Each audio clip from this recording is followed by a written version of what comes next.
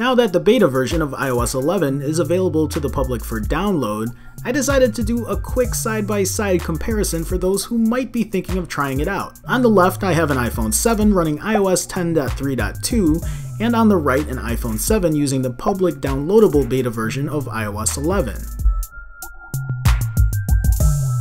Hello everybody.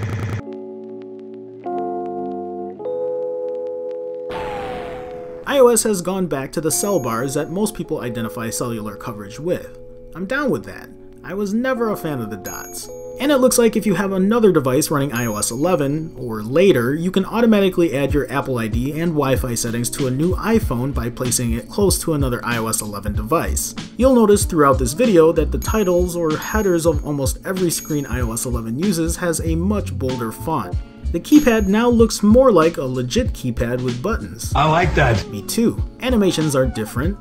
When we slow this down, you'll see that iOS 11 subtly has the app icons already in view, slowly appearing from the bottom up instead of iOS 10.3.2's icons coming from outside in and top down. Wallpaper is different, labels are now gone for apps in the dock, a few icons have been rearranged, for example news and stocks, wallet, and a few others. There have been some app icon changes too, the App Store, the iTunes Store, and Calculator. Calendar isn't showing the date in the icon. Why not? But that's not intentional.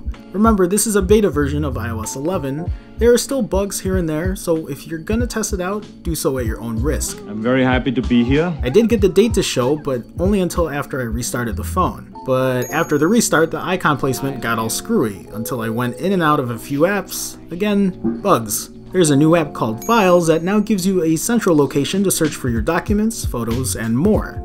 It's a welcome addition. You can now add seconds to the timer in the Clock app, the Weather app fills up more of the screen, you can now scan documents in the Notes app, the App Store has been redesigned, there are separate icons on the bottom row now for games and apps, and inside each one of those their respective top charts. The dialer is a bit redesigned, the control center has been reimagined, quick toggles are grouped together in one box, music next to it instead of having to page over, brightness and volume controls are adjusted by a slider-like interface. And if you 3D touch things like the flashlight, and adds 4 levels of brightness instead of 3. 3D touch the clock and you can set a timer anywhere from 1 minute to 2 hours and a lot more in between. And if you dig into the control center settings, you can now customize it. You can remove what's been preloaded into the control center or add more. And my favorite feature so far is the ability to add screen recording. See that red light at the bottom?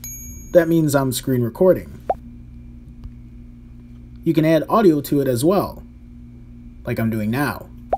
Siri has been redesigned. When using it, its new icon reminds me of God in Futurama. So, do you know what I'm gonna do before I do it? Yes. You can now draw on screenshots after taking one.